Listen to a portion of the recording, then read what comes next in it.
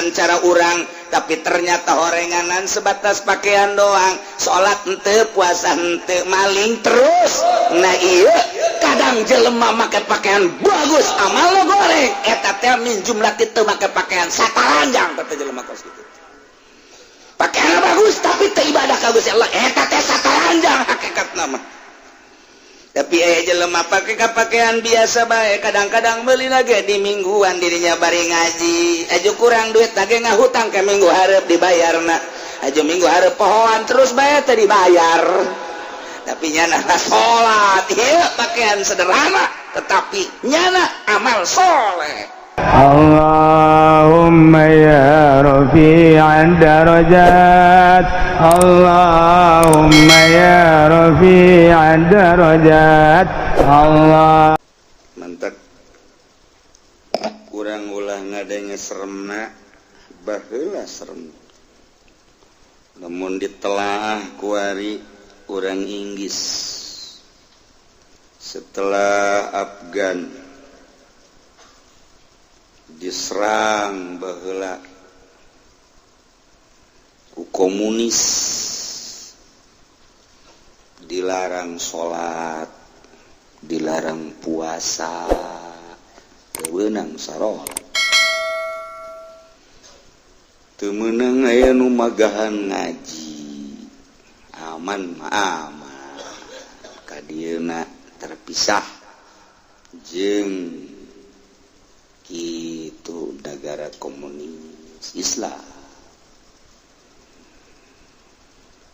Ngan di jero keamanan teh teu meunang bergerak ngayakeun ajaran-ajaran Al-Qur'an. Teu beunang, salat teu beunang. Akibatna kabelah dieuna eueuh nu salat, sebab asal salat tembak di dinya ke. Asal sholat tembak, asal sholat tembak. Akhirnya sholat di imah. Sholat di imah tetep baik. Asal keselidik, tembak. Otomatis kan nu sholat eueuh, nu ngaji eueuh. Agama mah Islam.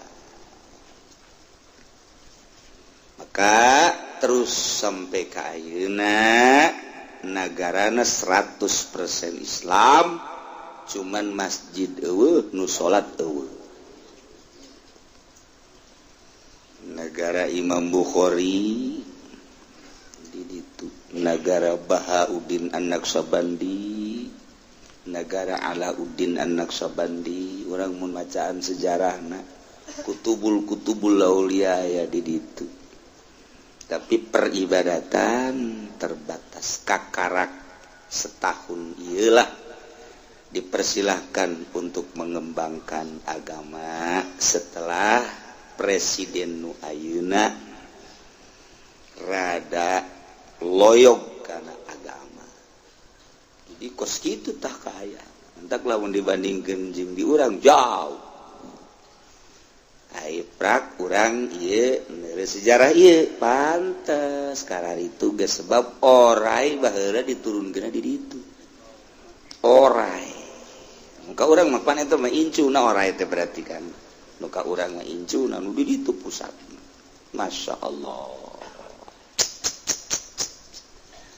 Kanjeng Nabi Adam diinstruksikeun ku Gusti Allah titah neangan Siti Hawa kesulitan neangan jalan-jalan munajat ka Gusti Allah. Setelah munajat turun malaikat Jibril nuduhkeun jalan untuk menuju Jiddah. Didinya terus bae Kangjeng Nabi Adam teh neangan Siti Hawa nati Jiddah teh terus berangkat mengarah ke Mekah. Ternyata ku Gusti Allah dipertemukeun di Arafah. Waduh, luar biasa bungahna Kangjeng Nabi Adam kapanggih jeung istri tercinta. Manusia sadunya kakarak dua nu pasini kontrakan nu pasini tanah lantaran nganduan tamahnya di dunia teh. Masya Allah, ablag-ablagan canaya sasah tidinya lempang Kangjeng Nabi Adam jeung Siti Hawa ka Muzdalifah. Di Muzdalifah didinya cicing. Di Muzdalifah terus berangkat ka Mina. Didinya lah Kangjeng Nabi Adam neuleuh ka jasad Siti Hawa teu make pakaian sabenang-benang acan. Itu kene Siti Hawa neuleuh ka Kangjeng Nabi Adam gubal gabel. Cek Siti Hawa ka eta naon nu ngagabel ulah loba omong eta ge naon anu nyengir. Ya Allah, ya Rabbi, satara aja Gusti. Cek Siti Hawa jatuh nyengir mangan senyum doang. Eta kadeuleu ku aing ge kapeng-kapeng senyum kapeng-kapeng baeud. Ieu nu teu kuat namun baeud. Munajatlah Gusti eta Kangjeng Nabi Adam ka Gusti Allah Gusti. Nu tatarina abdi di surga serba mewah serba sagala aya. Kulantaran abdi ditundung ku Gusti ai pangampura mah geus aya sabada abdi ngadoa Rabbana zalamna anfusana wa illam taghfir lana wa tarhamna lanakunanna minal khasirin. Abdi teh ayeuna geus dihampura ayeuna geus aya di bumi abdi duaan tah ayeuna abdi manyuhunkeun petunjuk ka Gusti. Apakah ieu kudu sataranjang bae atawa kudu kumaha? Mun kudu dipake naon? Kudu dipake abdi nyuhunkeun petunjuk jeung lain jang sakadar abdi bae. Lantaran isuk pageto meureunnanan anakan Gusti abdi nyuhunkeun aturan-aturan. Nu mantak hei Adam. Kaulah panggilan anu leuh nyaho ka anjeun. Ulah kudu loba omong Adam Hawa. Lantaran lamun kumaneh direnung turuna maneh di sorga ka bumi pan geus dicaritakeun ku kaula nu agung. Waktu kaula ngadamel anjeun teh Adam pan ditanya ku para malaikat. Dek naon ieu Gusti teh nyieun kos ieu? Pan dijawab ku kaula, inni ja'iluka fil ardi khalifah. Kaula ngadamel ka anjeun teh bakal jadi khalifah di muka bumi. Ulah kaget Adam ku sebab maneh kabongbroy ku nasehat iblis maneh teh nyieun dosa. Ulah kaget sebab eta mah ngan sakadar ngalaksanakeun perjanjian ini ja'iluka fil ardi khalifah. Ayeuna anjeun geus aya di bumi dijadikeun sebagai khalifah, bakal dibere aturan-aturan nu dibutuhkeun baik agama maupun dunia. Masya Allah. Teu sambarangan kaula nurunkeun ka anjeun Adam lamun henteu nyieun aturan-aturan nu mantak ayeuna rek dibere nyaho ku kaula. Hei Adam, jang anak cucu anjeun deui. Lain sakadar jang anjeun duaan. Kebutuhan-kebutuhan tentang agama, tentang dunia bakal dicaritakeun terus sih berapa macam kebutuhan. Nyangakeun sadaya-daya cek Kangjeng Nabi Adam nuhun gustingan atuh abdi pan ieu kapanasan gerada-rada buru-buru. Bujur panas di hareup panas.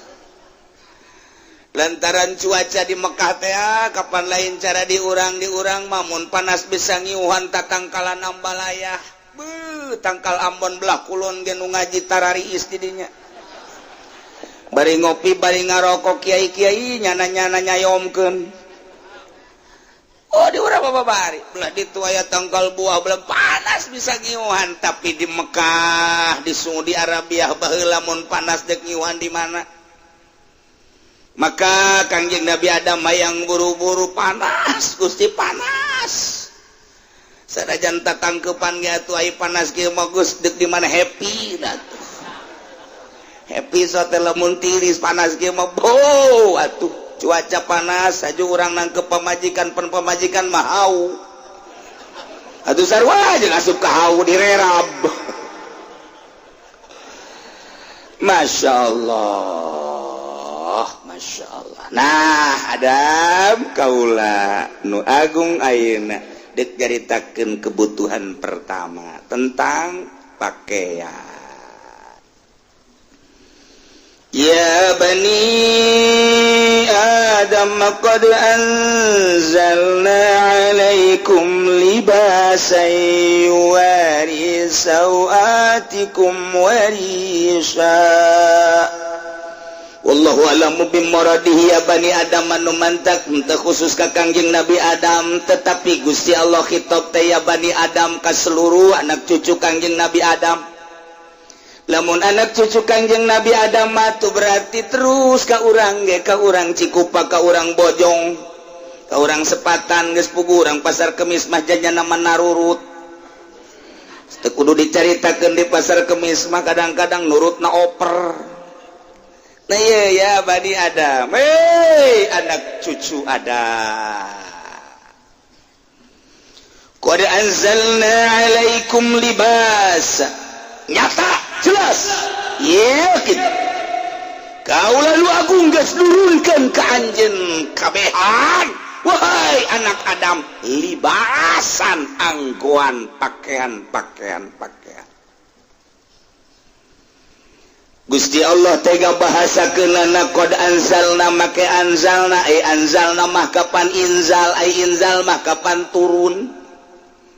Mantak ditafsiran ku Imam Jalal di anzalna teh bimana khalaqnahu majaz berarti lantaran inzal makan turun di langit berarti lamun ieu teu make majaz anak Adam cak Gusti Allah qad anzalna kaula nyata geus turunkeun wadimor ti luhur ka handap. Wah hambalah ya wadimor geus turunkeun atlas gajah depak. Wah ambalaya segala lepis segala BHS anzal tarurun ti luhur langit ka handap jante dina turunna ge beureun urang pararae mantak anzalna bimana khalaqnahu. Kok Gusti ngabahasakeun anzalna sih panai anzalna manurunkeun bentukna kadeul inzal biasana hujan dipakekeun kanurunkeun hujan anzalna ieu ge sarua artina cek Gusti Allah kaula bakal nyieun pakaian teh nu disababan ku hujan mimiti kaula nurunkeun hujan. Tina cai hujan ambalayah di bumi teh bakal jarara di segala jajadian ti mimiti teki jukut jeung sajabana datang katangkal anu gede bakal jarara di tina jajadian nu disababan ku hujan teh engke bakal aya jajadian anu bisa dipake njieun pakaian buktina kapas jeung berbagai deui kitu tatangkalan nu bisa dijieun pakaian. Di antara nu paling istimewa adalah kapuk kapas. Di urang mah lain kapuk kapas aya ge kapuk anu luhur teh tangkalna naon tangaranna rangdu eta ge bisa ku urang dialan haju dijejal-jejalkeun jadi anggal jadi kasur tiis geunaheun jasangan sing hade tadi jerona sok aju tarareas kana hulu tah kapuk kapas waduh luar biasa produksi dijadikeunlah kapuk tersebut benang tina benang dijadikeunna tenunan jadilah wadimor. Waduh jadi polekat, gajah duduk, gajah depak, gajah lari. Wah, can aya cenah kejieun atuh ku sia. terus kebelah dieuna waduh dimodif-modif baheula maya samping Maulana segala kebelah dieuna terus samping ke hulu kegala BHS Al Jupri terus Al Hidayah wari deui aya deui Tamer macem-macem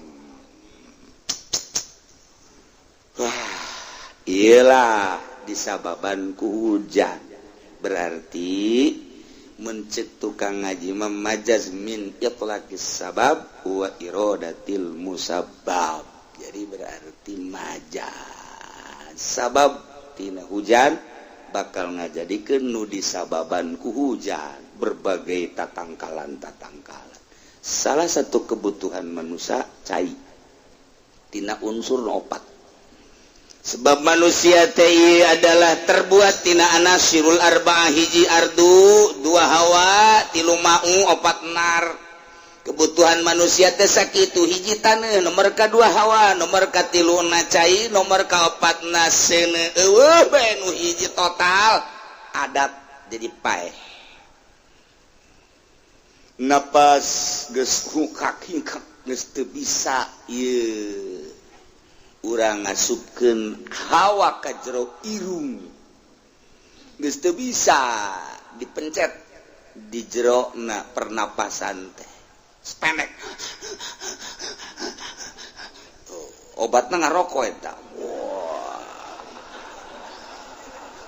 maksudna moal kebal deui masyaallah geus teu bisa menghirup oksigen geus teh itu kene mun eueuh cai. Sebab kebutuhan awak urang cai. Awak urang tadi inuman atau enggak. Gitulah. Lumantak wahai anak cucu Adam kodan salna nyata kaula geus ngadamel ka anjeun. Alaikum pikeun aranjeun kabehan libasan pakaian-pakaian anu disababan ku cai hujan tina cai hujan teh terus jararadi atawa engke bakal deuleu anjeun pertanian khusus libasayuari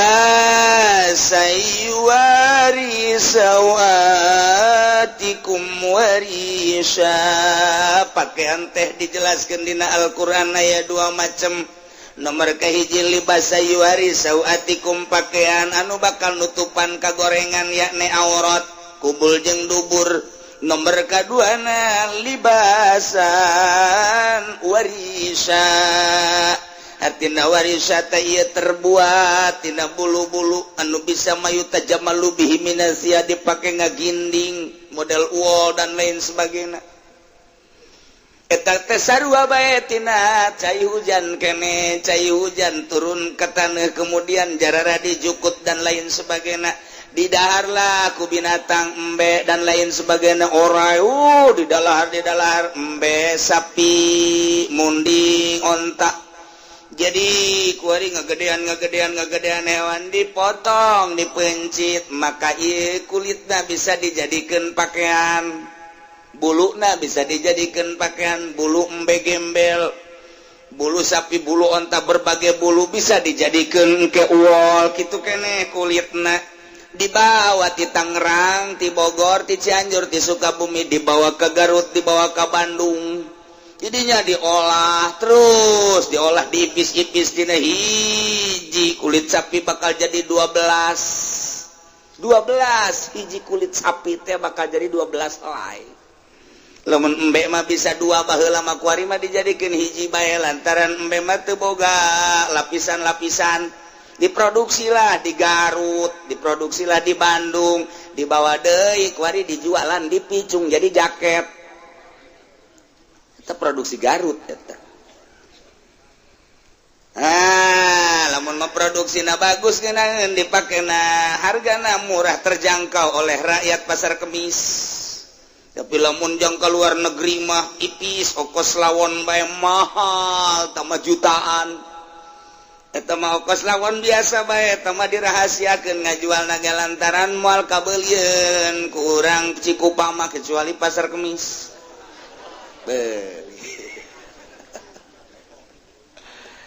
dipakailah di luar negeri saha nu makena penyanyi ternama Elvis eta make buatan Garut sebenarnya celana teh nu herang-herang teh teh kulit buatan Garut dipakai deui ku Mick Jagger eta teh kulit buatan Garut sebenarnya mah gitu dipakai deui ku Al Jarreau kulit buatan Bandung eta sebenarnya sia seserian heran aing mah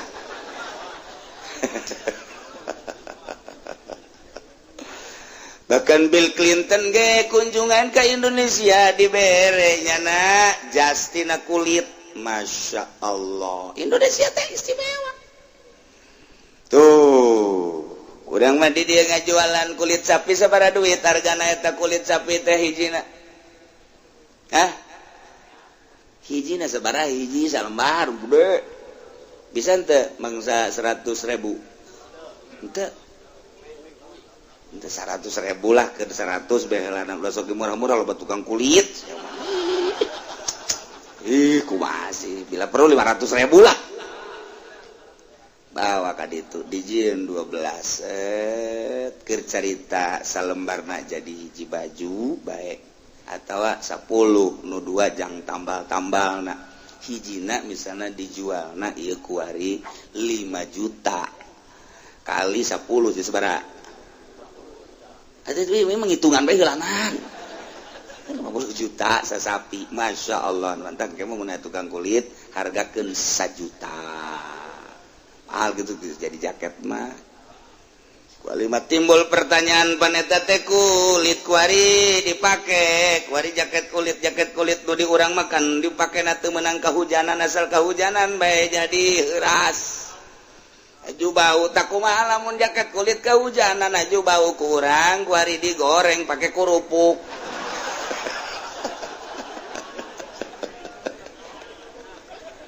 jak kulit pada tadi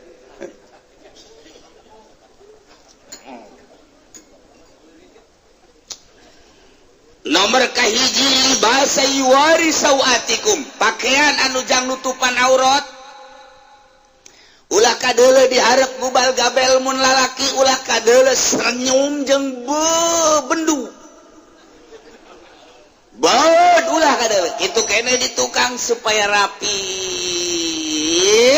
libasa yuwari sawatikum nomor kahiji nomor kedua libasa warisa di samping yuwari sawatikum teh ditambahan ku ginding make potongan nu rapi terbuat tina lawon nu bagus supaya kadeleuna sregep nah 2 macam nomor kahiji jang nutupan kagorengan yakni aurat nomor kedua supaya tambah rapi ginding warisa asalna warisna bulu manuk tapi nu dimaksud mah ieu mayu tajammalu bihi minasib majaz deui bae walibasut taqwa zalika khair walibasut taqwa ari pakaian takwa teh eta zalika khair eta pakaian anu luar biasa bagusna di antara 2 pakaian nu hiji pakaian anu jang nutupan sawatikum nomor kedua pakaian anu jang ngaginding-ginding nah di antara nu 2 walibasut taqwa pakaian takwa nu jang kadeleuna ku Gusti Allah rapi kadele ku makhluk rapi pakai nutupan aurat eta teh zalika khair berarti libasut taqwa jatuhna kanu pertama naon libasa yuwari sawatikum pakaian nu pake nutupan aurat ieu pakaian anu khair bagus cek sawareh malibasu taqwa teh pakaian-pakaian anu paranti ibadah ka Gusti Allah dipake salat ka Gusti Allah dipake berjamaah ka Gusti Allah jang berjamaah salat berjamaah perkumpulan pengajian dan lain sebagainya etalah libasut taqwa etalah zalika khair nomor kaduana nomor katiluna libasu taqwa teh pakaian-pakaian paranti takwa ka Gusti Allah pakaian paranti perang pakaian-pakaian perang termasuk tameng-tameng perang ieu libasu taqwa dibandingkeun jeung pakaian-pakaian nu dipake sehari-hari ieu pakaian perang nu paling istimewa zalika khair. Terakhir Imam Jalal baga jelaskan libasu taqwa teh al-amalus sholih horeng pakaian teh patali jeung akhlak jeung pagawean anu soleh pagawean anu sesuai jeung aturan Allah Subhanahu wa taala aya jelema ginding jasa make sapari luar biasa bagusna beuh ti luhur ka handap manen necis seragam disebut berem lain disebut hidung lain disebut koneng lain putih lain wah ieu mah PNS hebat di dieu na make kenong gede luar biasa wah sapatuna ge herang bisa pake ngaca dek lempang nage kudu ditiupan ku hadamna besi aya kokotor fu teu meunangnya nama aya kokotor. Tapi ternyata pakaian nu sakitu bagus teh terbuat tina Wall England. Wadah, ngaput nage geus teh sembarangan kudu nu ngaput nage di Jakarta bila perlu di Singapura.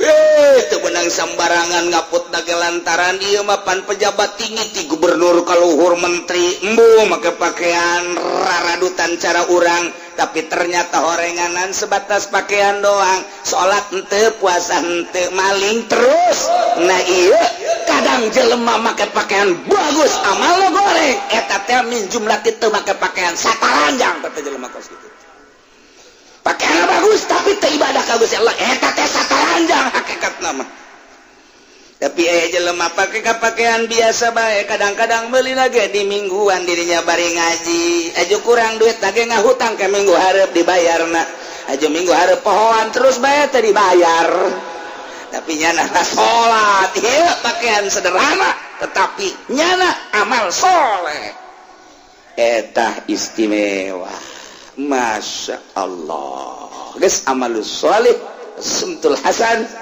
kalakuan nu bagus eta jadi pakaian ka urang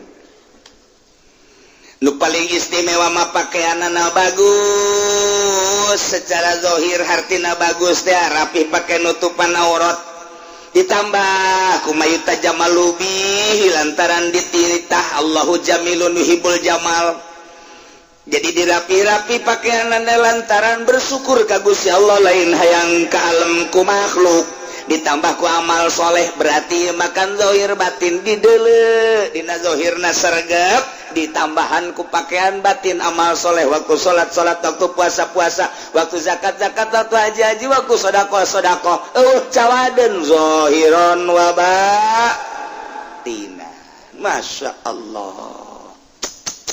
Jadi nomor kahiji ieu pakaian nutupan aurat. Nomor kedua ditambah deui untuk berhias sebagai papaes supaya indah. Kadeleuna disesuaikeun lamun nu kuru ulah make nomor ceteuing. Asal aya awale kuru jasa awake tinggal tulang make pakaianna merecet jasa. Aduh calanana anu nyitak teh itu kene bajuna masya Allah nya jangkungnya kuru maka pakaianana merecet ya mamun aya buah tinggal diajul bae ku nyana eta karena teu necis jadi berarti kudu rada digambringan saeutik geus kadel rapi nu neuleuna salakina jadi indah. Ede jelema lintung masya Allah susuna ge segede ember wow gede jasa bujurna pohar jas giblek waduh make pakaianna gua gedean atuh ieu mah sarua jeung barongsai ya Allah teu saraga jadi dirapi-rapi ku wae potongan kieu ku potongan ieu teh supaya sinergis antara suami jeung istri karena mun di imah neuleuh pamajikan rapi kan moal ka mana salakina ai keur di imah mah kenah lah cek salaki udah cukup aing neuleuh sia bae ge jas sia rapi bae geus teu kudu neangan ka mana deui geus rapi kadaleuna aing mah ngeunah neuleuh sia tuh aju salaki nage kan rapi becek pamajikanana aja asana pangkasepna kakak di dunia kakak mah sanajan hideung tapi herang kakak mah kadaleuna ya pun si der gitu kan nyambung suami istri Masya Allah ngeunaheun dititah urang kitu teh pakailah sarwajeng pakaian untuk menutupi aurat.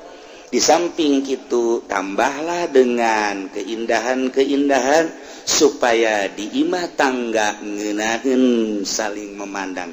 Ieu teh khususna ka Kangjeng Nabi Adam jeung Siti Hawa, umumna jang anak cucu Adam jeung Siti Hawa.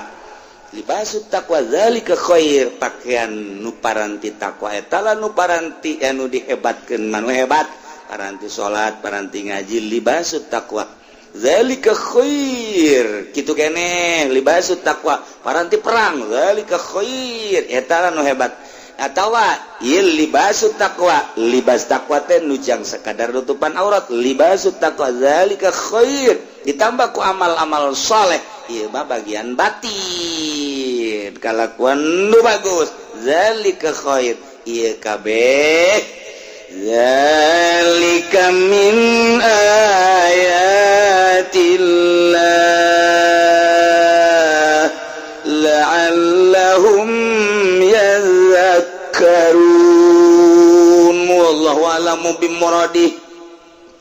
Ngajadikeun Gusti Allah kana pakaian dengan berbagai aksam bagian-bagian pakaian, dengan berbagai mode-mode pakaian, dengan berbagai potongan-potongan pakaian, jeung dibuat dari berbagai bahan-bahan, aya nu tina kapas, aya nu tina dangdaunan, aya nu tina talokop-talokop, aya nu tina kitu kulit-kulit kayu, aya nu tina bulu embe, aya nu tina bulu dan lain sebagainya. Ieu kabeh zalika min ayatillah etalah tanda-tanda ayat Gusti Allah, tanda kebesaran kekuasaan Gusti Allah. Urang kuari cecampuran di dia make pakaian teh berbagai-bagai macam potongan, berbagai-bagai kitu dasarna, berbagai-bagai naon gitu ngaranna dasarna. Nah ieu aya nu tina tapamatek, aya nu tek-trek aya tun tina pitoron, aya nu tina hero, aya nu tina sipon, macam-macam eta zaman-zaman baheula. Oh datang ka kuari nu alanyar-alanyar macam-macam eta teh kaluarna mah teu jauh tidak matek jeung istem. Pangheulana di urang aya istem di Tangerang, pohara jasa asal geus ngomong gawe di mana di istem, hebat amat orang tukang sapuna. Kos kuari besok bebeja udah alhamdulillah Kiai saya kerja di mana di bandara asa pilot bae penurangnya ngadenge di bandara teh asa pilot bae Masya Allah renganan di luarin bandara geus bagus penting digaji bae lah. Nah ieu kabeh zalika min ayatil dalil kekuasaan Allah. Mun ku Allah teh diturunkeun cai kemudian teh jarara ditatangkalan kapas, nu jadi tangkal kayu, nu jadi embe onta pararaeh urang bisa sataranjang deui. Nya kumaha teh jahara rese. Nu mantap ketika turun hujan teh urang ngadoa ka Gusti Allah, bersyukur alhamdulillahirabbil alamin ku sebab hujan dialah jaradi segala rupa. Oi kapas di Kalimantan jararadi nu dipelak nu teu dipelak idinya langsung dikemas dibawa ke Bandung, dibawa ke Tangerang, jaya pabrik tekstil di urang teh dibawa ke Surabaya. Kadang nu meuli nama urang Sumatera dijual di Tangerang, dijual deui ku ari ka nu produksi. Tidak kapas bae ge jelema jadi hartawan, jadi jutawan, miliuder. Masya Allah, bersyukurlah ke Gusti Allah. Iyalah tanda kebesaran Gusti Allah subhanahu wa ta'ala. alati mimiti anu melaka pasna kemudian anu manena kemudian nu ngemasna karyawan dibawa ke Tangerang kemudian transaksi jual beli kapas dirinya sabaraha ton apa sabaraha kontainer dibawa lah kuari ke pabrik tekstil ti mimiti patani kemudian kadang tangkulakna dibeli ku bos di dia diasupkeun dak urang mah kuari tarima make alhamdulillahirabbil alamin teh nyaho ieu dibuatina naon ti mana asalna tinggal bersyukur ka Gusti Allah Subhanahu wa ta'ala. Nah iyalah zalika min ayatil, maksudna kembalikan ke Allah, ieu teh tanda kebesaran Allah, tanda kemahakuasaan Allah.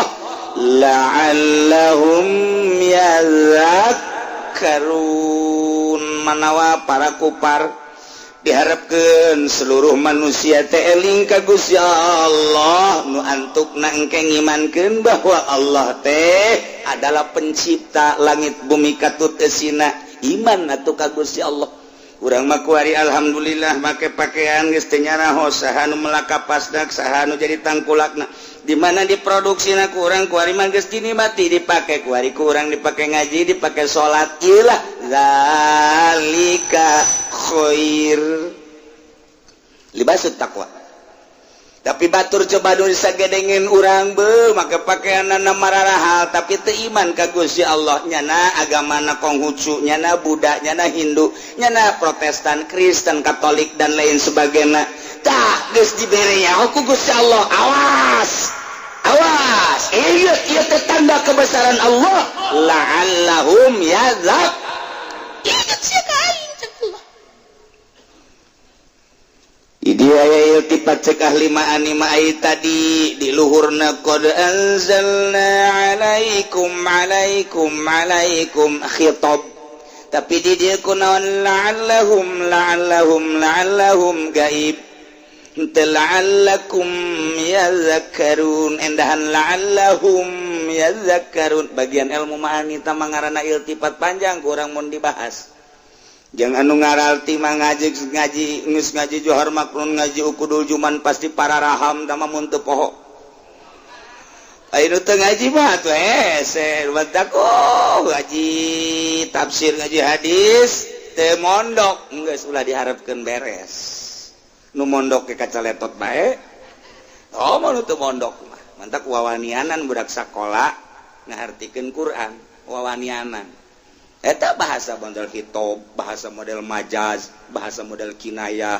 Deuk kumaha ngahartikeunana, degungkeun habak jelema kos kitu. Mondok heula sia.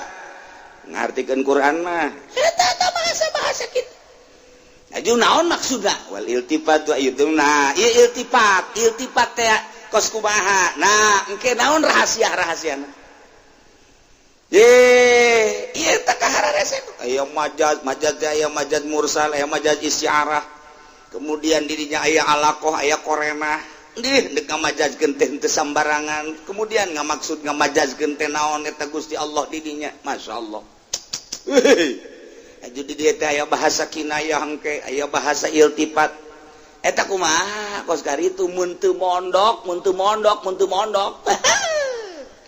Aya nu mondok ti leuleutik Haji Pendi di kampung pondok tapi teu ngaji bodoh terus-terusan. Tamati orok datang ka paeh bakal di pondok bae nya mah. Ya bani Adam la yaftinannakumus syaitan kama akhraja abawaikum minal jannah. Ya Muhammad cek Gusti Allah nu mantak didongeng-dongeng ge ieu para rasul para nabi imimiti bapa moyang urang dikisahkeun ku Gusti Allah dina Al-Qur'an. Engke bakal panjang luar biasa kadituna kabelah dieuna engke bakal aya dongeng Kangjeng Nabi Idris ke Kangjeng Nabi Nuh ke Kangjeng Nabi Hud ke Kangjeng Nabi Daud ke Kangjeng Nabi Lut terus kabelah dieuna Kangjeng Nabi Sulaiman didongengkeun terus para nabi Musa, Nabi Yusa, kebelah dieuna Kangjeng Nabi Isa alaihi salam, diakhiri ku Kangjeng Nabi Muhammad sallallahu alaihi wasallam. Ieu para nabi dikisahkeun dina Al-Qur'an teh ieu supaya jadi ibrah limayas mauha bagi jelema-jelema anu ngadenge teh, ieu supaya jadi contoh, jadi tergugah hatina nu bagus bisa diturutan, anu gorengna ke bisa dijauhan. Tujuan daripada ngisoh-ngisohkeun para rasul ieu supaya jadi ibrah. Ketika urang ngadenge teh Kanjeng Nabi Adam, kan urang berpikir eta bapak urang kunaon make maksiat di sorga. Lamun tah heula teu maksiat meureun aing ge teu kudu hararese hirup di sorga, ngeunaheun jasa teu kudu boga kontrakan. Aju cak nu ngontrak aing teu kudu ngontrak. Aju cek nu tani aing teu kudu macul segala ngawaluku. Aju cek tuh nu di kantor meureun aing lah meureun tak berpikir kadinya.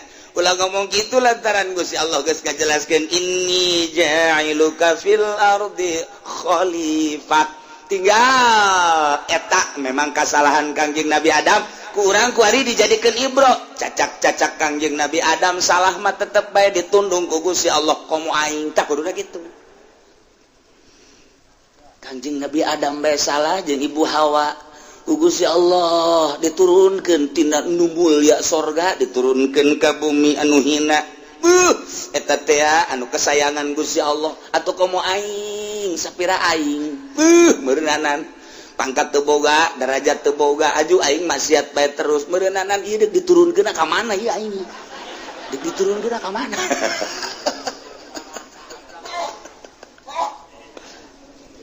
Debatak ditambahan deui cek Gusti Allah, ya Bani Adam, wahai anak cucu Kanjeng Nabi Adam, la yaftinannakumus syaitan, sing hade ulah kagoda ku fitnah-fitnah setan. Bere sebab setan geus ngancam cak setan teh. Ieu Adam jeung Hawa ge kuai kagoda cak setan. Digoda sia kuai urang Cikupa. Aing kumpul di Citra. Aing kumpul di BSD. Sabagian anak buah aing di Puri Jaya.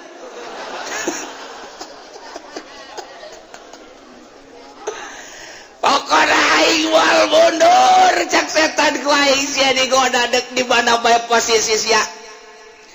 Anu dagang asongan ku aing bakal digoda. Anu dagang lapak ku aing bakal digoda. Nu dagang karung ku aing bakal dikarungan. Pokoknya ku aing digoda kabeh cak setan ulah sabat kali aya bapana bae ge jeung ibuna ku aing bisa komo sia. Ku aing bakal digoda nu jadi ustad, nu jadi kiai ti Tarasub Golkar. Setan blonnya.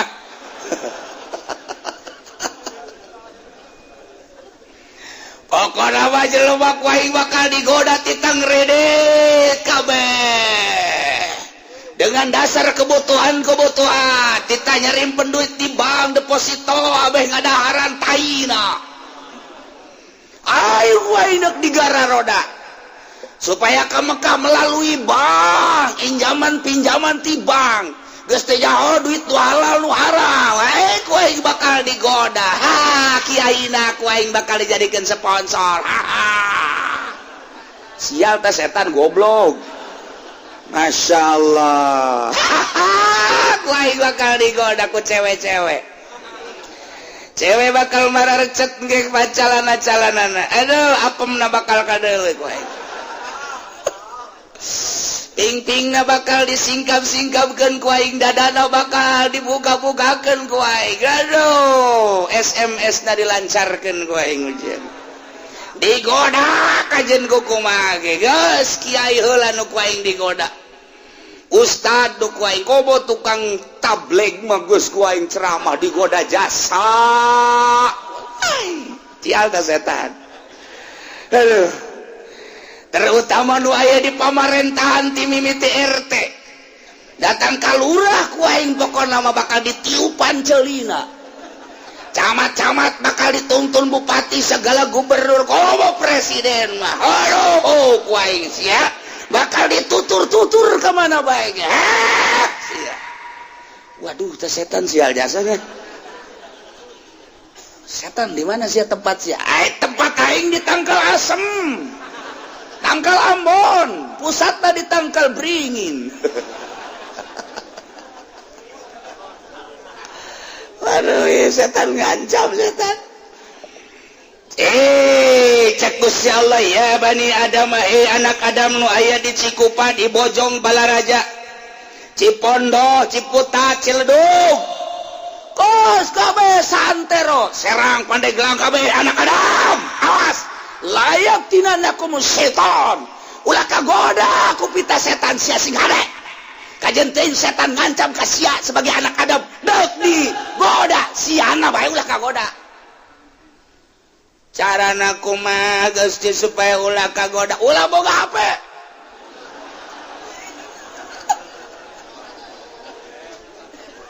aja pendig gideug aduh boga 5 aing HP. Aduh. Naon deui Gusti supaya ulah kagoda ku setan, ulah boga TP. Waduh. Berat. Naon deui Gusti supaya ulah kagoda ku setan. Sing hade cek Gusti Allah. Ya, ke heula dihareup bakal dicaritakeun godaan-godaan setan. Ieu mah nomor kahiji. Sing ada ulah kagoda ku pita-pita setan, ulah kagoda ku rayuan-rayuan maut setan. Kama akhraja abawaikum minal jannah, sakumaha setan ngaluarkeun bapa moyang anjeun di sorga kulantaran digoda ku setan. Ulah seperti bapa moyang anjeun nu digoda ku setan. Sing ada setan. Lantaran setan tepan baheula yanzi'u human libasahuma liuriyahuma sawatihima barang Kangjeng Nabi Adam jeung Siti Hawa digoda ku setan teh kapan arucutan pakaianana teh daekeun nempel di Kangjeng Nabi Adam lantaran Kangjeng Nabi Adam ditundung dek diturunkeun ka bumi libasahuma pakaianana liuriyahuma supaya katembong gogorengna dasar tangkorak setan nu ngagoda na akhirna atuh katembong liuriyahuma sawatihima kokotor kagorengan anu aya di Kangjeng Nabi Adam jeung Siti Hawa teh katembong ku ariku gara-gara setan sebab setan ma innahu yarakum huwa wa qabiluhu min haitsu la tarawnahum nya nama setan ngapaneulekeun ka urang ngagoda na ngeunah dek dihareup dek digigir dek ditukang dek diluhur dek dihandap dek urang keur hudang dek urang keur hees nya nama yarakum huwa wa qabiluhu setan maneuleuk ka urang jeung kanca-kanca setan balad-balad setan anak buah setan komplotan setan urang mah teu neuleuk ka pannyana nya maneuleuk ka urang tapi urang mah min haitsu la tarawnahum tina tempat urang teu neuleuk ka setan ayu setan mah neuleuk ka urang ngagodana ngeunaheun jasa urang mah teu neuleuk ka setan deuk kumaha nangkisna lantaran urang boga besi teu bisa ditangkiskeun ka setan sebab setanna teu kadeuleu urang boga cimande teu bisa ditangkiskeun lantaran teu kadeuleu urang boga silat karate dan lain sebagainya teu bisa ditangkis ku nu kos kararitu lantaran setan teu kadeuleu aya nya neuleukeun ka urang innahu yarakum huwa wa qabilu nya na neuleukeun bae ka urang ku ari ge aya tadi dia sia teh uci ngomong-ngomongkeun aing bae cak setan aing deuk pindah ka belah kenca dekat-deketan aja pendik ku aing deuk ditiupan matana supaya nundutan eta setan dokos kitu sial jata setan nyana neuleukeun bae ka belah kulon ka belah wetan ka belah kaler mana ieu anu ngaji ku aing deuk digoda ucina keur nyaritakeun setan nyana seuseureuh cak setan teh kajen tetep cenah ku aing digoda bae ku ari geus mulai anu ngaluarkeun HP lantaran sasada itu aya belah kulon aya janggian jeung jahe blon teh budak keur setan aya oge aduh siap Masya Allah guys dicaritakan awas cek Gusti Allah kade setan ngancam bakal mitnah bakal ngagoda bakal nganasehatan ke anak cucu Adam cak Allah awas la yaftinannakumus syaitan awas ulah terulang kembali ala tattabi'uhu fatabtar ulah nuturkan ajakan setan maneh bakal kapitnah lantaran orang dijanjikeun lamun orang bersih bakal balik deui ke tempat semula yane surga sakumaha Kangjeng Nabi Adam geus dijanjikeun Adam maneh turun engke maneh di mana-mana balik ke akhirat maneh sepi tina dosa balik deui ke tempat anu asal lain jang maneh bae Adam anak cucu anjeun ge urang mana bae sadunya datang ke akhir zaman ketika manehanana balik bersih tina dosa barali ke tempat semula ke sorga bejakeun ke anak cucu anjeun Adam nu mantak ieu urang teh dijanjikeun ku Gusti Allah sanajan Gusti Allah nurunkeun bapa moyang urang ka dunia ya le ka taneuh ka bumi tetap urang bakal balik deui ka tempat semulana ge kuari ge kapan kanyahoan urang Semarang loba nu geus balik deui ka Semarang pabrikna kuari geus teu jalan urang Surabaya nu kaya Tangerang kuari pabrikna bangkrut balik deui ka ditu urang Lampung balik deui babarengan yang monyet di Lampung ka ditu yang uwa-uwa ieu ge urang bakal balik deui ka sorga asal la yaftinannakumus syaiton asal ulah kapitnah ku setan bae moal kebal hirup urang 20 tahun 30 tahun 50 tahun 70 tahun balik ka ditu salila etalah hati-hati setan siapkan kuari kuda-kuda orang jangan ngalawan setan awas ulah sampai terjadi sakumaha akhraja abawaikum minal jannah bapak orang teh kula gagu gara-gara kabisikan ku setan turun di sorga dipocot pakaian kemegahan jeung kemuliaanana teu make sahlai-lai acan atupan ngeulaeun setan mainnahu yarakum wa qabilu nyana maka urang ngagodana ngeleukeun dek dihareup dek ditukang dek digigir dek diluhur dek dihandap dek kumaha bae carana kubahanyana bae min haitsu la tarawnahum dina tempat anu urang mah teu neuleuh ka setan lamun urang bisa neuleuh ka setan urang jogol we unggal poe jogol unggal poe geus ngasah bedog we sia ku aing gerakan kieu setan teu nyaho ye golok gelut jeung setan eleh urang golok we di kieu-kieu kunaon eta setan teu kadeuleu lilatofati ajsadihim lantaran lembutnya nama jasadna ku Gusti diciptakeunana tina seuneu moal kacekel seuneu mah ku sebab teu kacekel kadang-kadang mah kadeuleu seuneu aya nu haseup da doang kadeuleu seuneu na mah teu kadeuleu aya nu seuneuna kadeuleu beureum hideung dan lain sebagainya gambaran setan urang lamun dibere ketajaman mata bisa neuleuh ka setan urang lain saeutik hamba Allah anu bisa neuleuh ka setan teh lain saeutik bisa neuleuh ka setan rupa setan bisa kadeuleu ulah jauh-jauh urang maca surat jin bae urang sok hayang neuleuh setan mah baca ku urang surat jin niatan ya Allah ya Rabbi abdi bayang maca surat jin di dia hayang neuleuh ka setan neuleuh kege bakal asal macana di tempat sepi atuh aja setan banyak di tempat rame atuh sia maca di kuburan sorangan bae coba ge atuh cek si Junet teh mah kieu teh kudu maca surat jin teh masal cicing bage geus deuleut heula di masjid sia sorangan maca surat jin teh kudu tamat bakal aya geus dibuktikan sama aku sababaraha urang ai kiai ulah nanyaing orang batur bae di dieu keur zaman kula leutik kena aya santri teu percaya ka surah almarhum Aba baca coba ge surat jin Gusia penta aya ta santri dibaca ku nyana menta abdi mah hayang neuleuleungeunna bae lah ulah kudu kabel gedeg leungeun we can tamat-tamat acan leungeun datang wow nyana kieu bae curugna bae sagede bitis curugna encan ieu encan ka dieu atau kelenger nya kieu bae cak babaturan tadi pan sia baca Quran pan ieu kelenger kieu di inuman geus kebal cageun kunaon sia aduh aing neuleuleungeun gure cekeun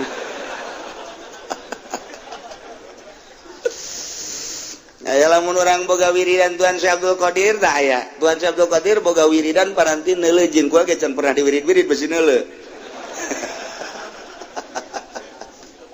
ya wadud ya kaditu aya teh set cek Tuan Syekh Abdul Qadir asal geus datang kadinya pasti jasa buktikan baca sekian mun dibaca ku urang teh mulai aya mimiti tariris awal Quran tiris amat ya awak ente kebal ayah tertrak non woi ada apa sama incu nama salah tahu datang aing teu butuh incu nu gede datang jelema dibere wiridan mencet ayeuna wirid salamere guruna lain guru mencet mah biasa kan dibere wiridan paranti neuleuh jin atuh begitu dipencet tuh kala luar setan mah lulus setan deui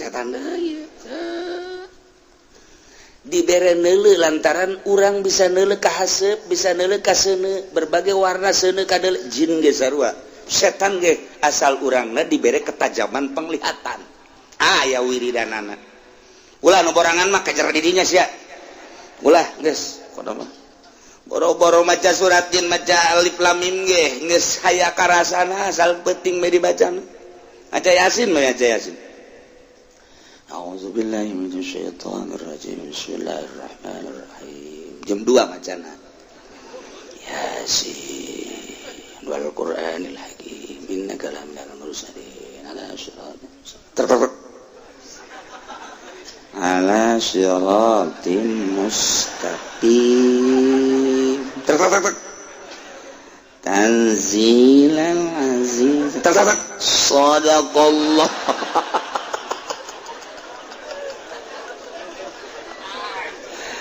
cak pamajikan aku nantet aku nanaon cak ada di sini maca Quran ti penting cak kenapa Masya Allah iya awadami alwani matawan taya rupa setan teh tuh mantak sing ade Masya Allah urang bisa deuleuh ka setan bisa deuleuh ka jin lamun urang dibere kecerdasan dibere penglihatan nu tajam mata teh aya nu asli pembawaan pribadina aya nu memang melalui wirid-wirid ayat-ayat suci Al-Qur'anul Karim atau melalui hizib-hizib atau melalui wiridan-wiridan ti guru hayang nempo ka nagara jin atau aya dia nagara jin teh ka hiji ieu teh aya dua dimensi di urang teh nagara urang ieu nagara jin ge di dieu keneh disingkapkeun ku wiridan eta trak urang aya di nagara jin aya urang lah di dieu keneh ngan urang lamun asup ka nagara jin teu kadaeleuh di alam nu ieu tah lamun urang teu boga kuncina tuh terus di ditu urang boga wiridan asup ke alam jin aja teu boga kuncina tuh terus bae di alam jin terus bae mantak Bung Karno istimewa kunaon lantaran manehana mawauh jeung raja jin bisa asup ka nagara jin Masya Allah tah urang mun nyaritakeun ilmu Bung Karno emang kumaha nu mantak Bung Karno mah dibere sasalaman jeung raja jin cak raja jin ieu cincin pake ku maneh ieu lamun deuk berjuang nyaan mantak cincinna dipake ku Bung Karno kamari dibikeun ka kula ieu buktina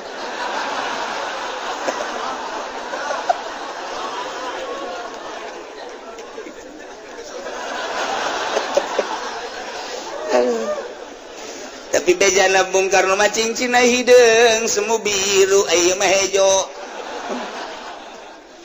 aduh Gusti Allah tak urang menceritakeun Bung Karno emang kumaha kitu bisa nagarkan rajin nu mantak Kiai Zaini mendak kerep nyaritakeun Bung Karno si jelema apa lain lantaran nyana bisa asup ka nagara jin bisa wauh jeung jin-jin hiji nomor kaduana baheula waktu benda kerep jadi leuweung nyana mah bisa ngobrol jeung maung eta mah di negara urang keneh kos kieu biasa tapi nyana bersenyawa jeung maung ngobrol jeung gajah ngobrol jeung buaya ngobrol Bung Karno ketika manehna asup ka nagara jin teu kadeuleuh ku urang wauh lah nyana jeung raja jin moal anggeus urang caritakeun Bung Karno nu nyaho keaslian Bung Karno Masya Allah teu kudu Bung Karno sanajan kuari ge kuari pisan aya aya kuari pisan ge aya anu nyahun Nagara Jin sababaraha urang hiji di Bogor geus bebeja ka kula nomor kaduana nu geus nyaho ka Nagara Jin teh orang Karawang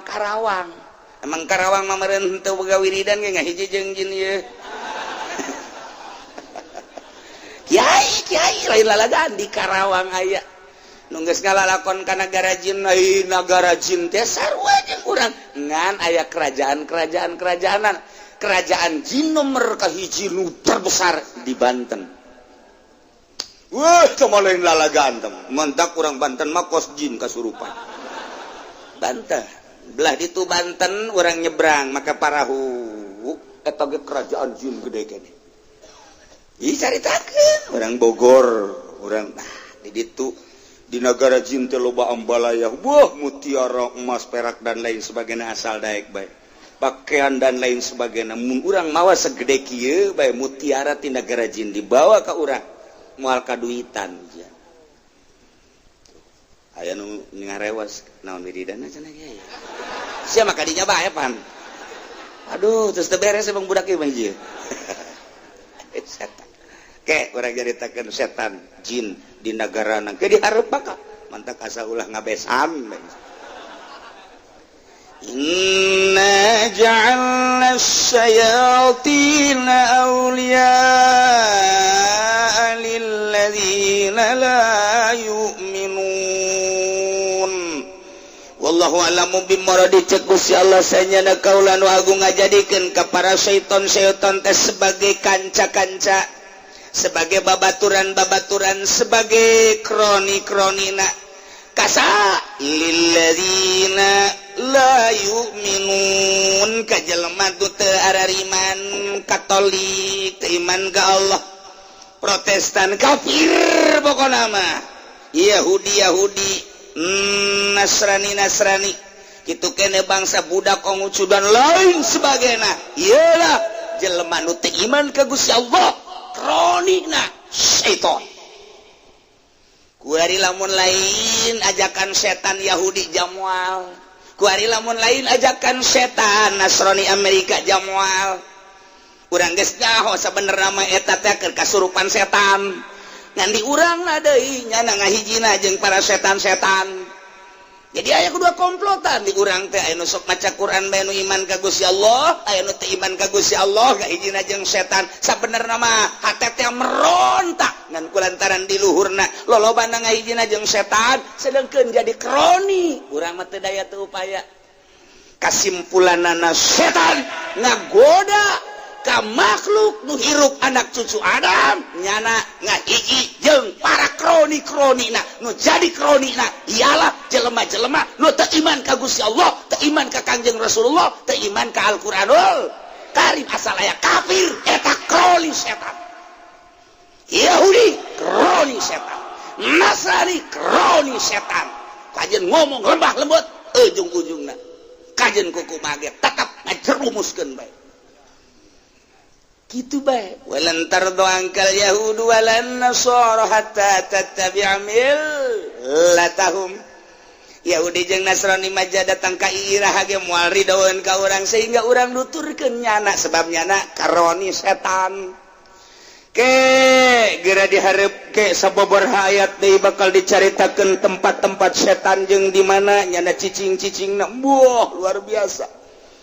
kaki haji mungkin nyana cicing di sorban wah kabupati meureun dikenongna macem-macem ke setan teh jeung ke bakalna aya anti-antina kudu dibacaan naon ieu setan sebab kadang-kadang aya jelema kasurupan sebab jelema teh kasurupan sakumaha setan nyurup ka oray ti baheulana setan teh nyurup datang ka kuari sok nyurup ka makhluk-makhluk asup nyana kadinya dipencet ku urang dibacaan ayat kursi Bismillahirrahmanirrahim Allahu la ilaha illa huwal hayyul qayyum la ta'khudhuhu sinatun wa la naum la ta'khudhuhu sinatun wa la naum la ta'khudhuhu sinatun wa la naum pencetkeun urang set bisa sial ta setan bacana lu umat nya bisa kos kitu mah itu kiai kaisinan mentak ulah sapencet-pencet tak setan leuwih pinter tibatan urang kudu make antina tanya kiai kok bisa kos gitu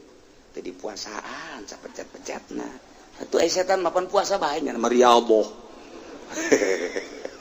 tanda teksi ade iyalah Quran gak jelaskeun kajeun jang batur ba ulah dibejaan jang urang bae sadarkeun diri urang hate urang pikiran urang bahwa cak Al-Quran inna ja'alna syayatina awliya lilladzina la yu'minun saenyana kaula nu agung maha pencipta geus ngajadikeun ka setan-setan sebagai kanca sebagai kroni balad babaturan sobat nyobatna lilladzina la yu'minun ka jelema nu teu arariman asal jelema teu iman ka Allah ya ane kafir sobat setan sing hade jeung jelema eta tuh kan setan mulai aya wa idza fa'alu wallahu alam wa yahlifuna billahi innahum laminkum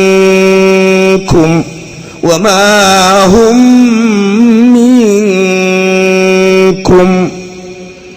kufar munafikin tesararumpa ka Allah innahum laminkum bahwa manehanana teh aya di golongan aranjeun kabeh aya mukminuna di hadapan mukmin tesararumpa bahwa manehanana teh ngaku mukmin padahal mah wa ma hum minkum padahal mah teu sabakatul hiber acan nya iman teu iman sama sekali masyaallah ieu ku ari di urang teh ya Allah anu pake dalil teh bineka tunggal ika kula sok mengamati kula mah HP teu boga TV teu boga tapi sok mengamati dengan dalil bineka tunggal ika kok anu di luar kamanehanana teu dianggap bineka tunggal ika berarti salah bineka tunggal ika kejang mengkelompokkan dirina salah anu dianggap lamun kiai henteu akur jeung jana dianggap teroris tidak bineka tunggal ika jadi dijadikan senjata bineka tunggal ika nah ieu teh kafir sumpah di hareupeun mukminun bahwa nyana ge ieu akur jeung nyana kelompok mukmin padahal ma wa mahum minkum teu sae tiga-tiga acan kafir ketika babarengan jeung mukmin nyana teh milu mensejajarkan diri adaptasi wow luar biasa nyana ngadempet mukmin nyet berdekatan jeung kiai dan lain-lain sebagainya sebab nyana kan minoritas nyana teh kudu berdampingan jeung kiai nganggap ideologi nasarua dan lain sebagainya sarua bahkan make kopiah bahkan make samping nyana pakai samping pakai kopiah tasbih mawa kafir padahal kafir ya Allah ya Rabbi eta tah nyana teh naon kitu ngaranna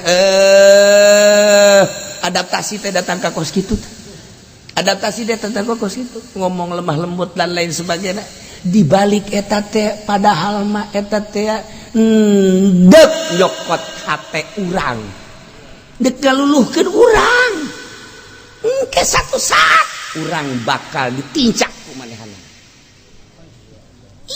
wa yahlifuna billahi innakum laminkum wa ma hum minkum padahal mah walakinnahum qaumun yafraqun nyana pasar mah kaum anu sieun kaum mukminin teh sieun sabenerna mah ulah-ulah aya naon kagarak dibere demo 212 bae ge sieun kafir teh gadege Allahu akbar sieun eta ge encan nyaan eta kagarak lalaudan tah malalagaan keges nyaan makan urang Banten teh geus moal make samping moal make calana sataranjang urang Banten emang kumaha kitu cenah mah pokona geus nu aya keris tarang haug ge dikeluarkeun ku cenah Banten emang kumaha kitu ieu Banten teh sejarahna lain lalagaan terkenal di luar negeri di Belanda teh lain lalagaan Banten mah pokona mah geus teu nyaho nasehat cenah mah asal perang geus Banten mah kos kitu cenah mah henteu geus teu jaho eleh teu jaho menang pokona mah aing mah geus teu nyaho naon mah ka Jakarta we gelut we pokona mah mun ditanya deuk ka mana Jakarta deuk naon gelut ieu ngagelutan sa pokona saha bae Banten teh bae kepuguh cenah mah Banten mah ieu tuh geus urang Banten tarurun nah kamari kan can tarurun tah maka karak lalagaan doang awas deuleukeun coba lamun Banten geus turun ka Jakarta membabi buta ujianana kuari ge aya nu geus ngasa golok bae kadang-kadang anak dan coba heula coba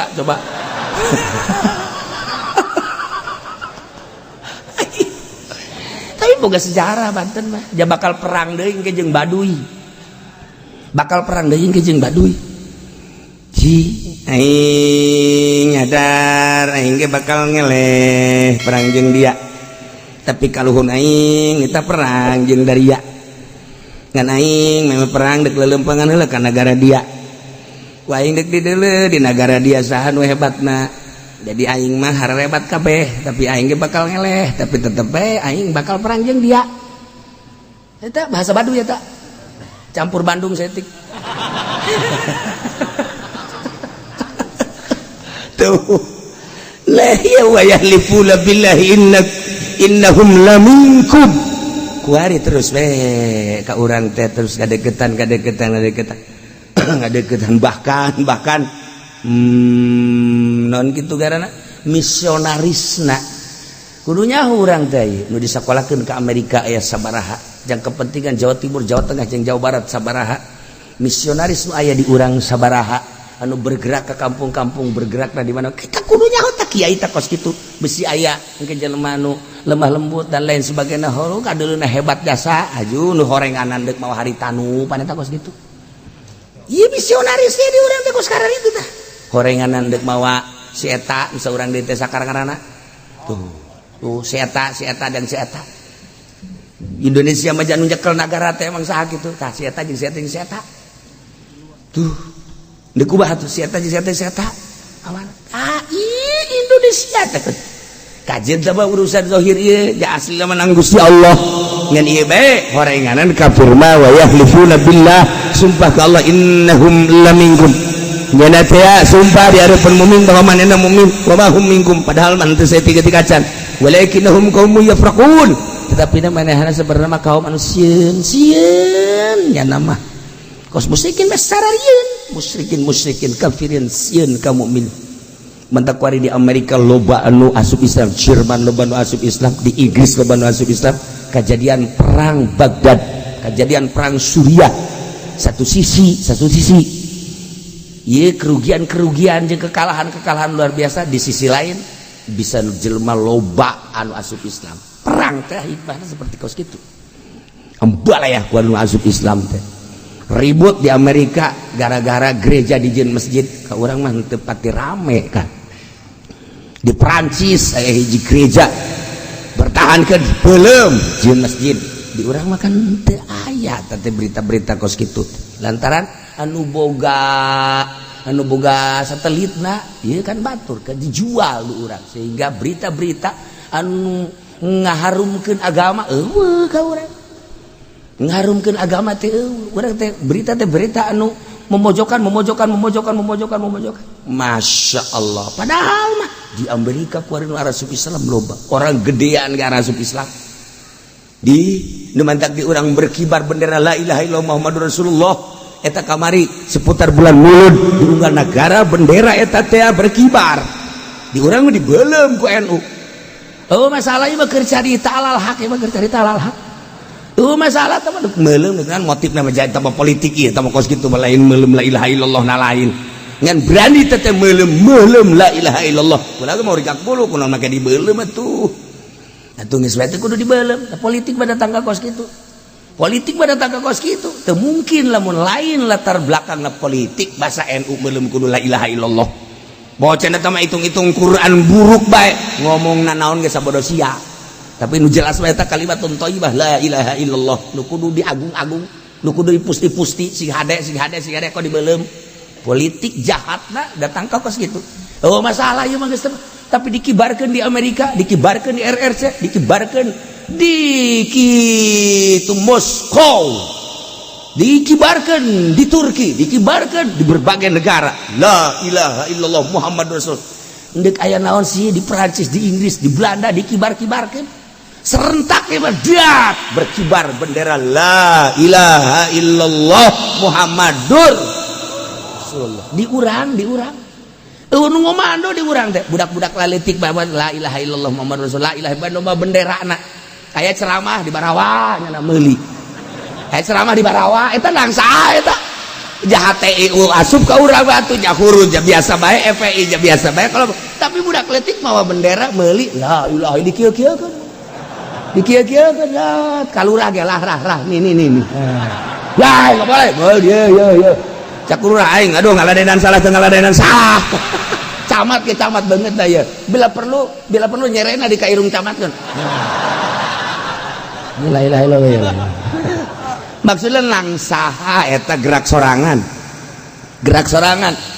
wallahu alam dibalik ieu kula ge sok renung bae ji aya naon sih ke budak-budak leutik mau bendera la ilaha illallah muhammadur rasul beureun budak leutik nah hayang ka sorga sebagian orang NU meureun embung ka sorga atuh tiar kitu bae meureun ye cenah tah sapira naon ja urang mah anu dianggap ieu mustika ja urang mah embung ngahinakeun embung meuleum eta mah cenah politik berarti sia kuari ieu keur dikuasai ku politik teu bagus tinggal kitu bae lah atuh tinggal dikuasai ku politik teu bagus atuh bakena naonan atuh bakena dadaekan kira-kira atuh teu bagus mah politik ulah atuh steril atuh ji urang bilu deka mana moal kebal deui kan bae urang tuh kaget sia kan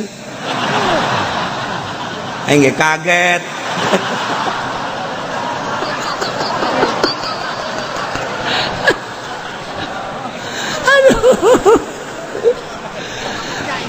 law yajiduna malja'an aw magharatin aw mudakhala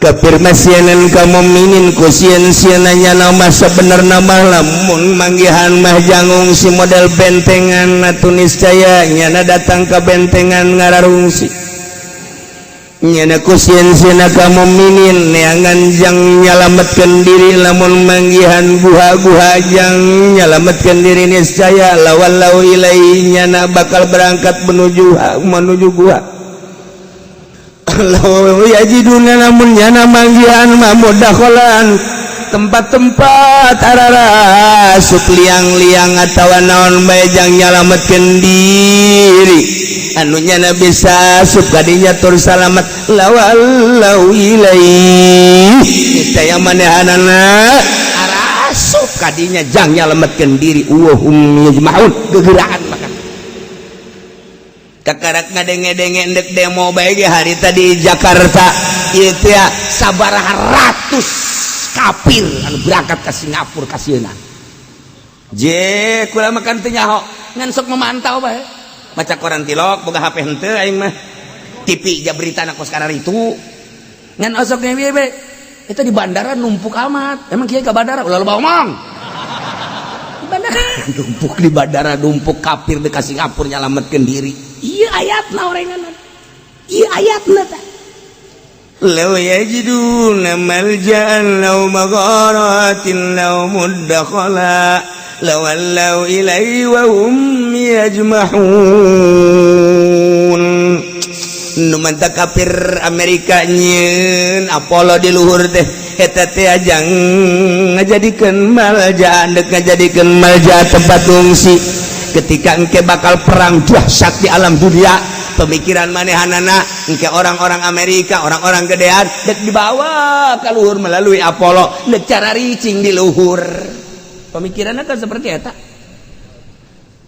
pemikiran kafir itu seperti kumbung-bung na paeh Reagan paeh bae Jimmy Carter paeh teh jan paeh jan je Bush paeh jan modar ji tinggal Obama encan sama encan bakal lah bae sarua bae John Kennedy baheula aja paeh bau raja anu luar biasa diktatorna paeh sarua bae pararaeh kabeh ieu nya dan nyieun Apollo nyieun negara di luhur ku hampa udara maksudnya ketika aya kericuhan peperangan embung paeh dibawaan ku Apollo ka ditu per detik ieu can berhasil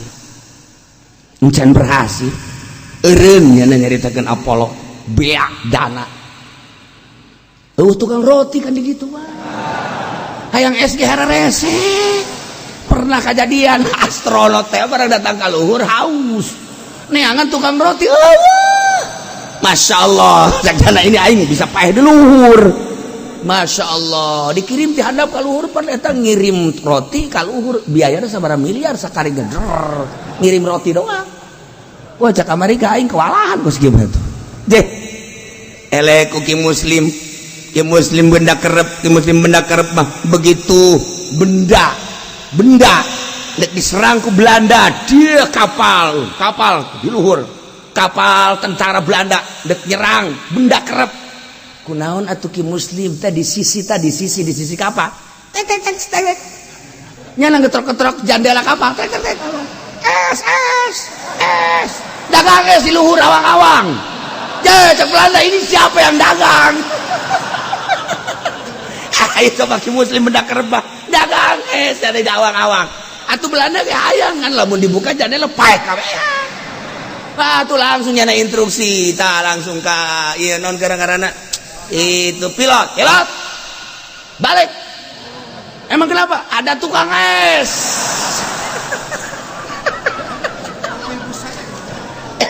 Aku baca bayu. Ki muslim aja kos kitu teh ki muslim benda kerep Masya Allah. Nah, ieu udah kula masuk gadegeun dongeng abah eta pohara amat. Lain jelema leutik berarti ki muslim teh anu diijazahan langsung ku Syekh Syarif Hidayatullah.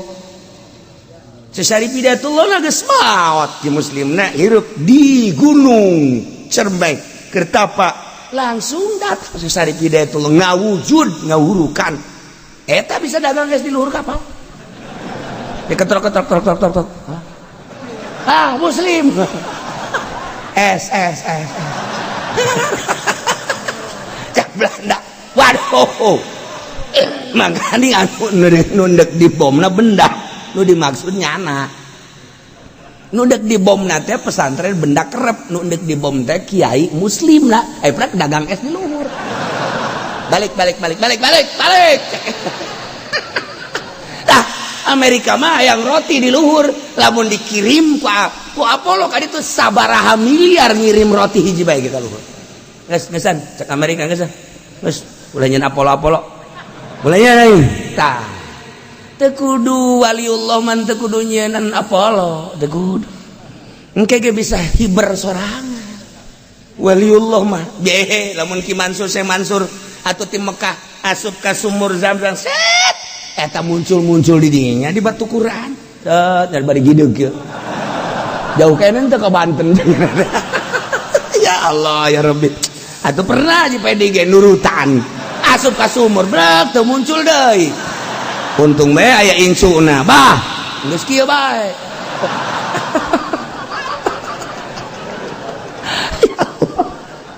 Nah ya وَيَحْلِفُونَ بِاللَّهِ إِنَّهُمْ لَمِنكُمْ وَمَا هُمْ مِنكُمْ وَلَكِنَّهُمْ قَوْمٌ يَفْرَقُونَ sian la yajiduna malja lamun manehna mararangge jang ngungsi atuh ngungsi ka Singapura buari masyaallah puluhan ratusan Chinese ngungsi sieun aya urang Islam sieun teu kawan henteu lamun kemari ieu henteu ditahanan ku polisi. Jadi tahanan ku toko Asana Jakarta Oyag jelema. Banten ditahan, Serang ditahan, Tangerang ditahanan. Jangan. Bodok daratan kabeh ka ditu.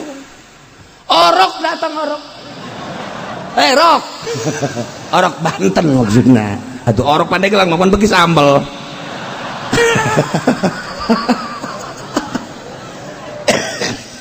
Nah ya cara tangga diturunkan aman terkendali. Nah eta kakarak lalagaanana untung Habib Rizik nyen kos gitu maksudnya naon gambaran lalagaan engke ngemudek bebenerana engke mohon kuariku siapkan siap pencap-pencap siapkan kuari aing bisa ngan sakitu doang. Atuh siap ji dihadapkeun kafir urang ulah diome yai ya atuh le horenganan aya ayat teh ieu mah kebeneran ye law yajiduna malja mun kafir-kafir teh manggihanjang tempat ngungsi benteng misalna bentengan lawallau ilaihi wa hum yajmahun niscayanya datang kadinya untuk menyelamatkan diri wa hum yajmahun bari gegeran law yajiduna magharatin lamun manehanana manggihan naon kitu ngaranna guha-guha yang nyelamatkan diri lawallau ilaihi wa hum yajmahun cepatnya kadinya law yajiduna mudakhala lamun manehanana manggihan liang-liang tempat-tempat jang ararasuk maranehana kadinya nyalametkeun diri ku sieun-sieunna ka para mukminin lawallau ilaihi niscaya manehana datang kadinya wa hum yajmahun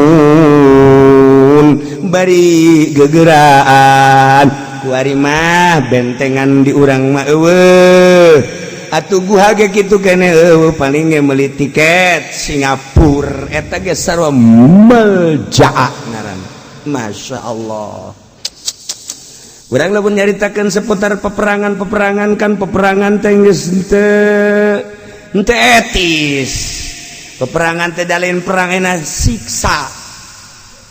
Di Baghdad ya perang malain kitu, di Suriah ya perang malain kitu. Ya perang mah kapan musuh adu hareupan, adu kekuatan tentara, perang ngaranna.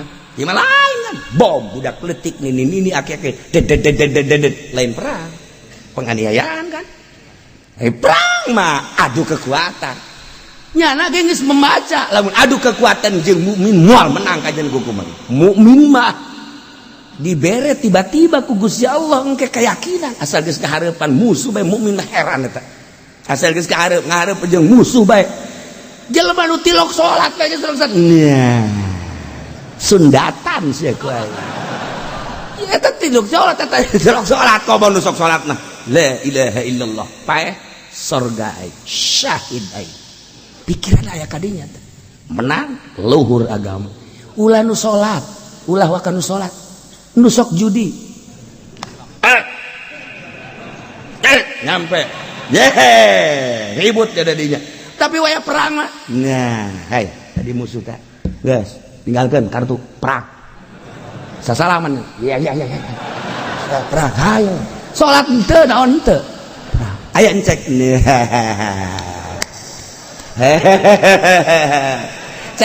cek hanya sial Islam matak adu kekuatan yang Islam ulah curang eleh di mana-mana tesieun ku tentara Amerika ya lah tesieun ku tentara Moskow Amerika asal ulah curang adu kekuatan kahayangna Islam mah kahayangna Islam dipapatkeun sian ieu pada teh emang naon dibaca eueuh hei, aja di depan mah anu dibaca entah iman urutan bae mah. Tarolol budak Indonesia mah kos gitu. Geus teh perang teh jadi lalagaan. Perang jadi lalagaan. Ya Belanda emang kumaha gitu je, pakai lalagaan perang teh kurang Indonesia mah. Nah, ieu lamun adu kekuatan, adu hareup kahayangna kom orang Banten. Urang Banten, urang Madura, urang Jawa Timur. Urang Palembang, urang naon gitu ngaranna itu tuh Aceh, adu hareupan jeung kafir kahayangna nya. Itu kamari urang Banten anu cicing di Aceh, urang Banten cicing di Aceh. Haju ku urang Aceh teh ku naon kana? Ku gam. Manehanana kan dicurigai, urang Banten diseret. Urang Banten ieu mah. Alal hak diseret. Set. Begitu diajak kaleuweung teh seserian begitu diajak adu kekuatan hayo boleh saja gelut heula ieu mah gelut diajar lain lalagaan gelut ieu mah bebeja jelema na kakula gelut ieu mah eleh itu belum ada apa-apanya saja Banten sial tak kebenaran nu diseretan jago deui aduh kabeneran jasa eta atuh lamun Banten sieu mah nu diseretan atuh innalillahi wa inna ilaihi rajiun. Wassalam selesai guys eta ku kabeneran nu gagah deui nu seret watu tenar ku ari di Aceh teh ku ari teh tenar Banten eta orang Banten kabeneran jasa masyaallah adu kekuatan lain hiji lain dua siji dua tilu nyana sorangan menang ada bebeja ka kula eta kula ustad bingung kula ge ustad apa kiai sih cuman cik kula teh mamang eta bisa hebat kos gitu kan pernah kula cenah segala puasa ge lah sabaraha cakena tapi ku Allah geus dibere kitu mah timbul keyakinan anyar mukmin mah asal atuh ulah perang ngaluhurkeun agama Allah cewek neng ulah sieun neng satungtung nyawa aya di kandung badan kakak neng pokona ulah sieun kakak kalang dadana masyaallah karim aduh eta di urang mah cewek bae ge sanggup tarung cewek wah nah ilah sieun sabenerna mah kafir mentak urang teh aya dua tokoh di Indonesia satu Habib Rizik geus teu aneh dua Habib Lutfi menenangkan umat sarua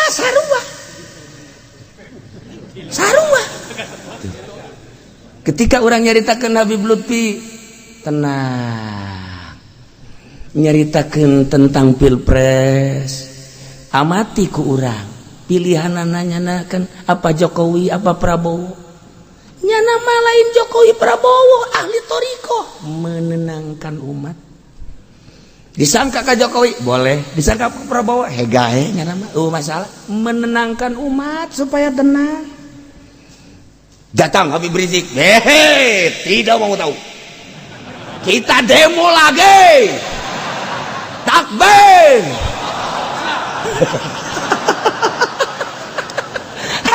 tinggal kula resep ya aing resepnya saya Habib kabeh deh Masya Allah resep kula resep bae tah iya resep itu atuh resep naon sebab lah atuh kabeh ngangkat agama jeung bangsa jeung negara deuk kumahan beda tipeuna doang di beda tipeuna doang tuh kan ulah disangka iya lamun urang nyangka Habib Lutfi ka Jokowi kalantaran nyaritakeunana NU nyana datang ke TNI daratan kanyana pertemuan jeung TNI maluru nyana diundang ku Kapolda nyana diundang ku Kapolres nyana diundang ku Kapolri tuh kayak ngobrolnya jeung Menteri Pertahanan yakudu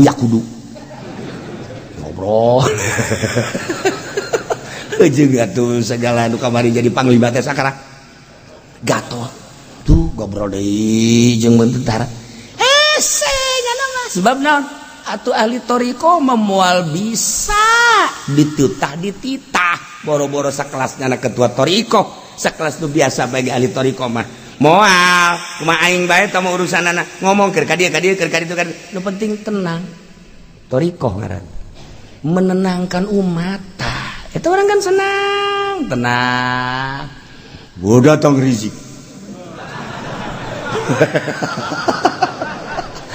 resep ae urang gua berarti kan sarua tah urang udah salah membaca yes urang tinggal urang ngadoakeun masyaallah mun eueuh nyarana mun eueuh nu nyana deuk kumaha coba ayeuna nagar deuk kumaha NU pulutai pletoy eta urang ngandalkeun NU nya waduh urang nu seneb nyana nu manggung urang nu seneb atuh itu mah sarua jeung nyanyi teh akur jeung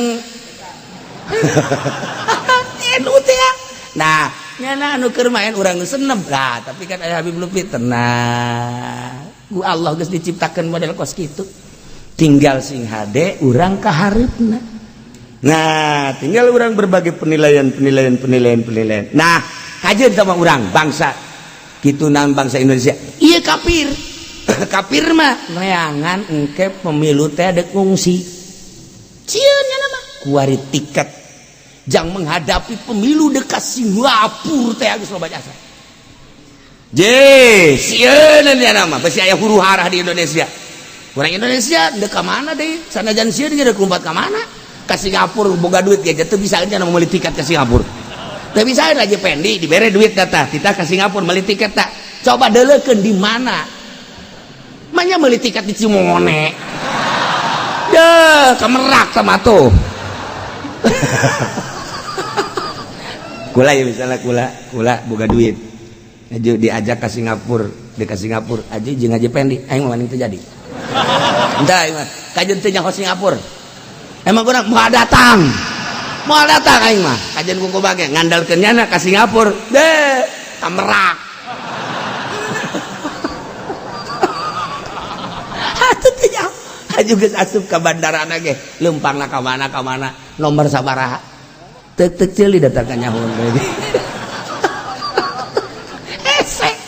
hese mata kula mah lamun ka luar negeri neulekeun nu mana ya nu nyaho nu mana jelok nuturkeun nu teu nyaho sebab naon engke geus ka ditu balik deui capek kula pernah nuturkeun nya pajar nyaho atuh terus bae terus horegalan salah bener marah salah ban urang aki-aki teu marah urang capek ban adena bae eta kos kitu tah mantak ilmu teh ilmu pelba ieu nu mana nu dipake pelba ieu nu mana dipake kudu neuleuh jela lingkungan leulah orang-orang kafir sieun ka mumin sehingga manehanana neangan jangsi urang manggeus teu kudu kikituanan tawakkaltu 'alallah wala haula wala quwata illa billahil aliyil urang ngadoa ka Gusti Allah mudah-mudahan negara Indonesia aman perjalananna tentrem segala rupanana tentrem ulah aya huru-harana naon sehingga urang ngalaksanakeun ibadah ka Gusti Allah tenang jeung tentrem ningkatkeun derajat urang ka Gusti Allah tenang jeung tentrem sehingga urang kabehan aya dina ridho Allah Subhanahu wa taala polisina mudah-mudahan diberi jujur jeung adil TNI na mudah-mudahan diberi jujur jeung adil PNS na mudah-mudahan diberi jujur jeung adil urang kiai ustad santri kabeh pedagang na mudah-mudahan diberi benta mata hatena sehingga ulah ayana naon di Indonesia menghadapi pilpres dan selanjutnya di barokati umil Quran al-Fatihah.